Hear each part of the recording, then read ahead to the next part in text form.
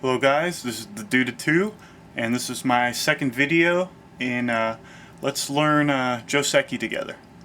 In this video I'll be using my bamboo board I got from Yellow Mountain Imports and some single convex Yunzi stones.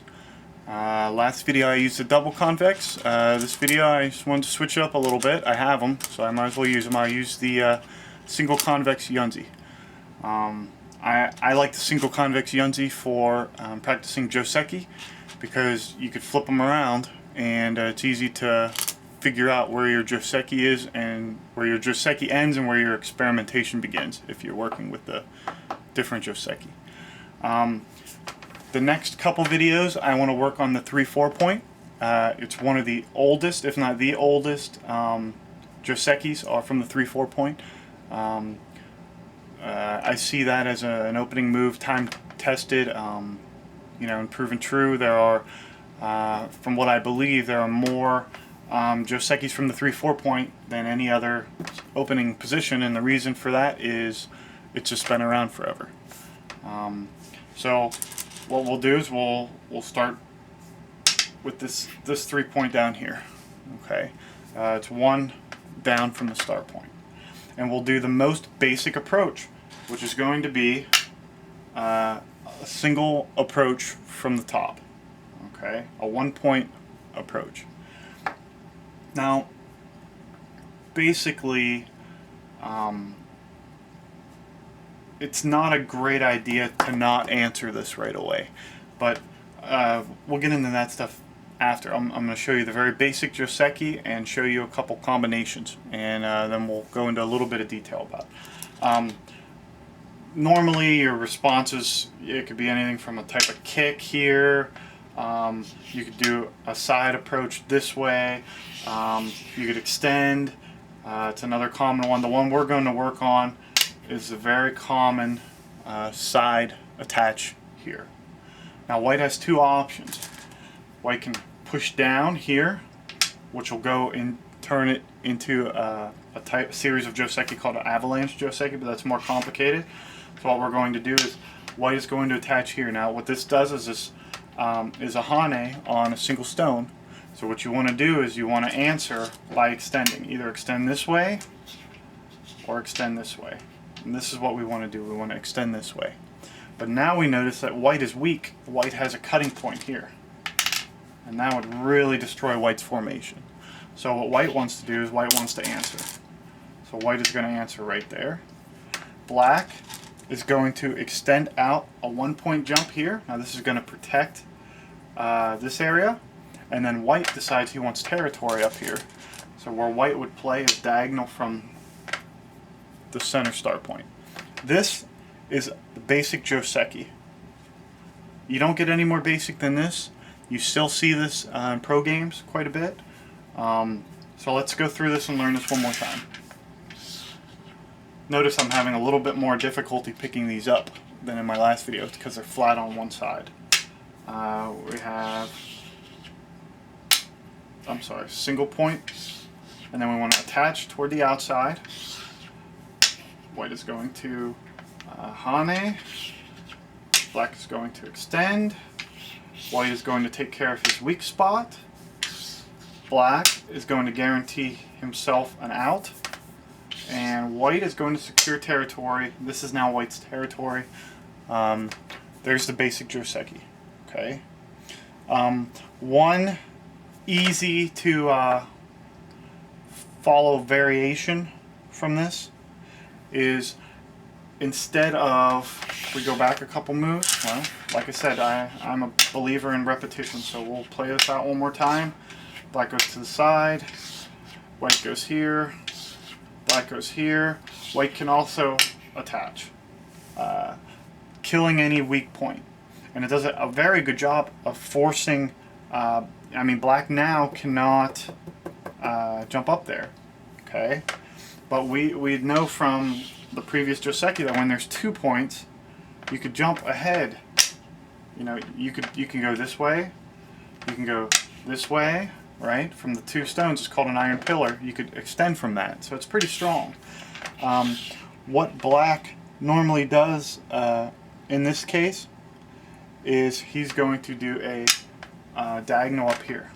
The reason being, if he doesn't, if he just goes here, then black can play here, and this will prevent black from breaking through to the top.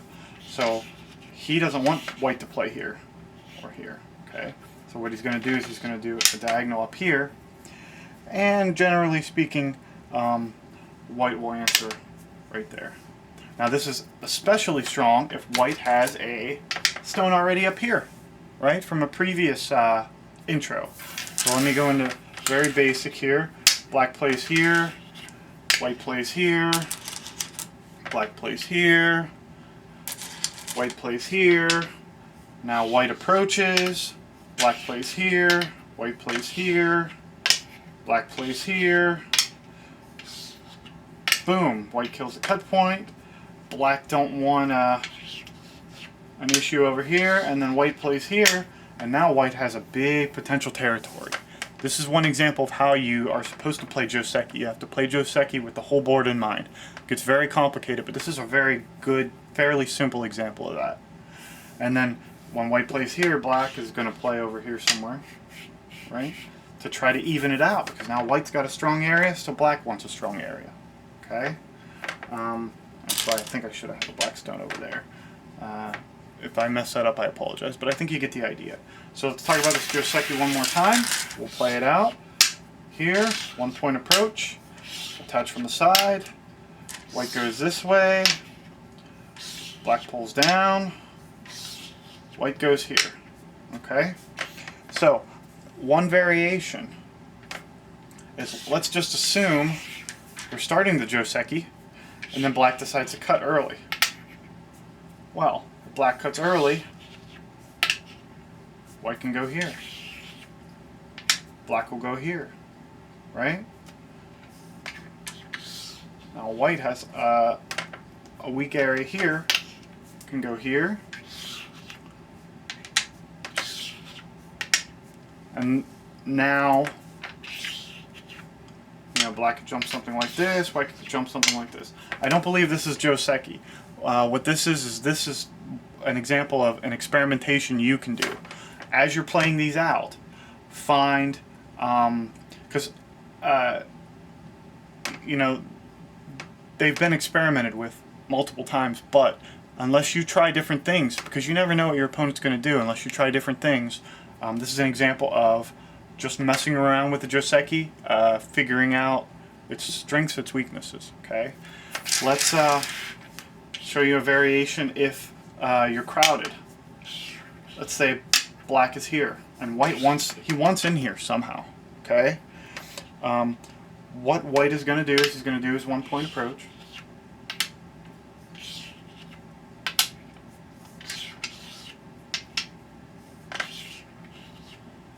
White will jump up here.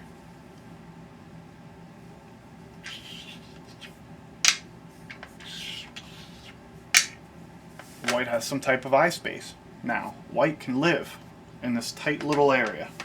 This is another example of using a Joseki and learning from it. Black's not going to want to cut. If black cuts, this black stone is dead.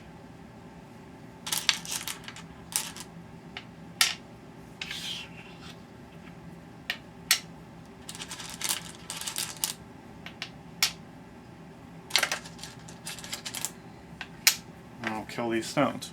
Okay? Let me go over a couple of variations here real quick. We're running a little low on time. Got the 1 point approach, side attachment, bring it over here, black brings it down, white brings it over here. Let's say white wants to mess with this. He could play up here. Black has two options. You could either play here or here. Okay? Let's say white blocks it here. Black can play here. White could jump straight up to, here if he wants. He's got pretty secure territory. He could try to block here. He could try to go here. Right? It's just some ideas. Just some ideas. He could push down, which will make 2 cutting points in black. Black will play here because white's not going to want to cut here. You come up with a lot of different practices. okay? For this video, I want you to just learn this very basic Joseki. My next video, I'm going to come back and I'm going to show a couple authentic professional variations. Right now, I just wanted to show you how to experiment a little bit, figure out, you know, why white plays here, because you can cut. Why would white play here? Because he could extend here. If he already has a backup stone here or here, that's very strong. If he plays here, does black want to play up here? You know, those are the type of questions you need to ask yourself when you're practicing with these Joseki. But as of right now, last time, do it with me. Let's learn a very basic Joseki. Attach to the side, hane, extend, boom, black goes out here, and white makes territory here. And black, if he could extend and make more territory, or push in, whatever. But that is basic Joseki number 2. Thank you for watching these videos. Subscribe if you like them. If you have any questions or comments or request a certain video topic, please feel free to do so. Thank you very much. I'll see you next time.